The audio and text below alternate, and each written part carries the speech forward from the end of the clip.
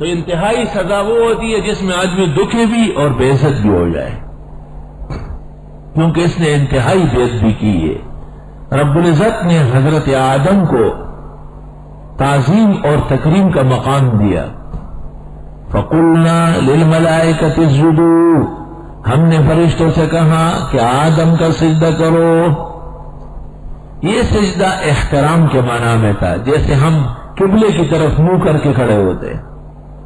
فَسَجَدَ الْمَلَائِكَةُ كُلُّهُمْ إِلَّا إِبْلِيسَ، سب فرشتوں نے سجدہ کیا لیکن ابلیس نے نہیں کیا۔ وَاسْتَكْبَرَ وَكَانَ مِنَ الْكَافِرِينَ۔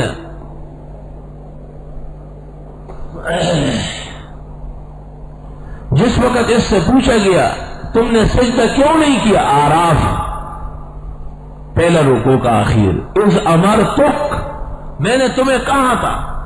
وہ اعتراض بھی لغو ہے کہ حکم تو ملائک کو ہے، آیت میں ہے اذ امرتک، میں امر تجھے بھی دے چکا ہوں۔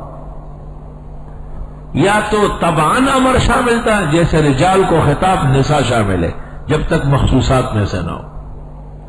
انسانوں کو خطاب ہے، جنات شامل ہے، یا معاشر الجن والانس، ذکر نہ ہو تب بھی احکام میں شامل ہے، اور جنات انسانوں کی طرح مکلف ہے اللہ کے اوامر و نواہی کے۔ اور یہ کہ باقاعدہ جیسے ابن جریر نے ایک روایت نقل کی تفسیر میں کہ ملائک کو کے کہنے کے بعد پھر ان کو موجودات تمام کو کہا گیا سب آداب بجا لاؤ، سب پر انسان کی سلطنت اور شرافت واضح کر دی ہے۔ وَلَقَدْ كَرَّمْنَا بَنِي آدَمَ عَلَىٰ مَنْ حَمَلْنَا، سب پر فوقیت اور برتری عطا کی۔ تو یہ اعتراض تو ابلیس نے بھی نہیں کیا کہ تم نے مجھے نہیں کہا، اس نے کہا اَأَسْجُدُ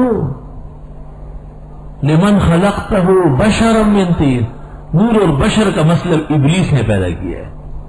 اَأَسْجُدُ، میں سجدہ کروں بشر کو، میرے لیے تو نوری نبی چاہیے۔ معلوم ہوا کہ یہ کہنا کہ پیغمبر بشر نہ ہو نور ہو، یہ ابلیس کی گمراہی کا پہلا زینہ اور پہلا مرحلہ ہے۔